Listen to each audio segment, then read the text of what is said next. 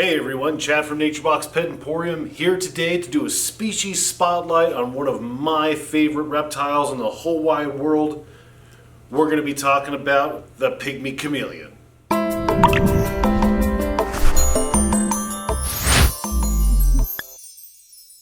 Alright, so on today's species spotlight we're going to be talking about the Pygmy Chameleon. There's two main groups of Pygmy Chameleon, the Rampholians and the Brachyceas. I tend to like Madagascar things. That's just something that I have affinity for. So specifically today, we're going to be talking about the Brachycea. So this is a Brachycea thalarii.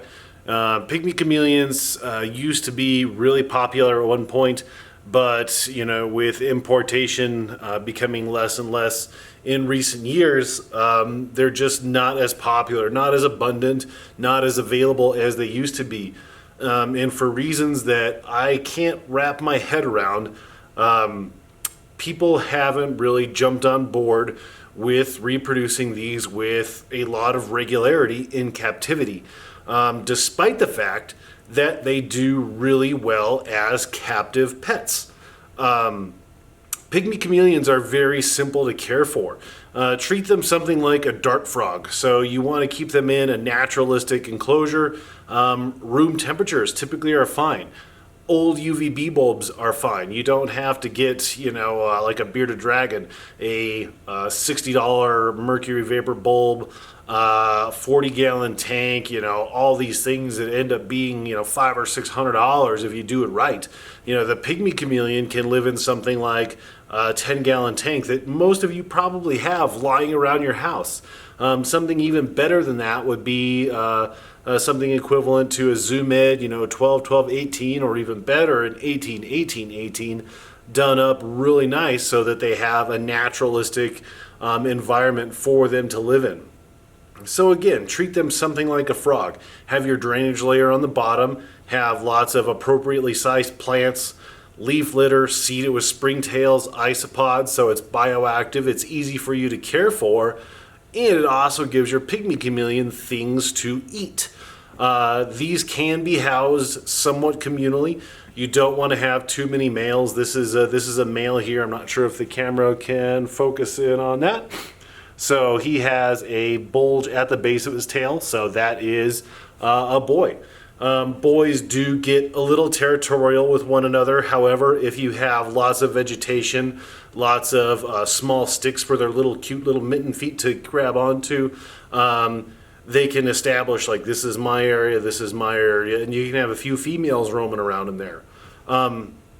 They're actually really easy to reproduce. A lot of the times when I have kept these over the years and years and years, I just keep them, like I said, naturalistically, and they do what they do, and that is live, survive, and reproduce. Eventually, you'll just be going about your daily husbandry. You'll throw some small crickets in there, some fruit flies, and you'll notice, like, oh, hey, there is a little tiny baby the size of, like a pinto bean.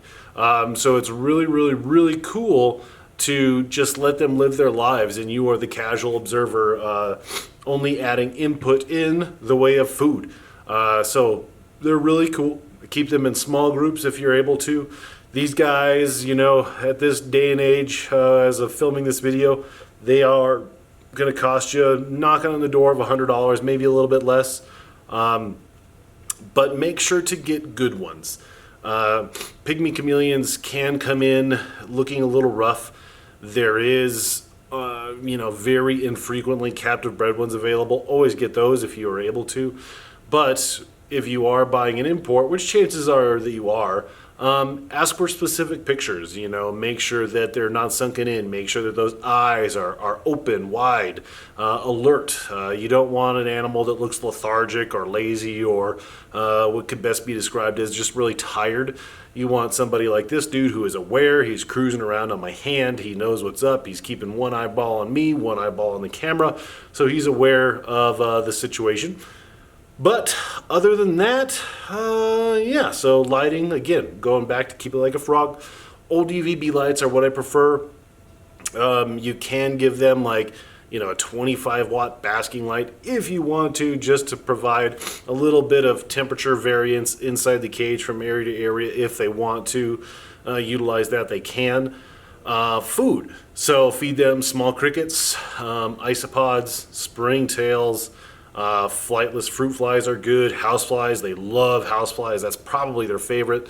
In my experience, they shy away from worms, so things like mealworms, waxworms, butterworms, phoenix worms, stay away from those. They're not going to really be too interested in those. Supplementation, very low on the supplementation. I would say something like Repashy, calcium plus, low D, maybe 2 to 3 times a week. Don't go crazy because these are a forest floor animal. They're not in the tree canopy basking away like a panther chameleon or other types of basking species of reptile. So treat them as such where they are from. The forest floor, the canopy. So lots of leaf litter, small sticks, fern type plants, little sticks for them to put their little clampy feet on. But I think that's it. If you have any questions about pygmy chameleons, please feel free to comment below.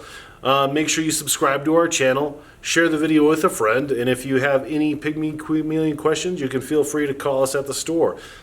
Just Google or in the links below. Nature Box Pet Emporium, located in Aurora, Colorado. Thanks guys for watching.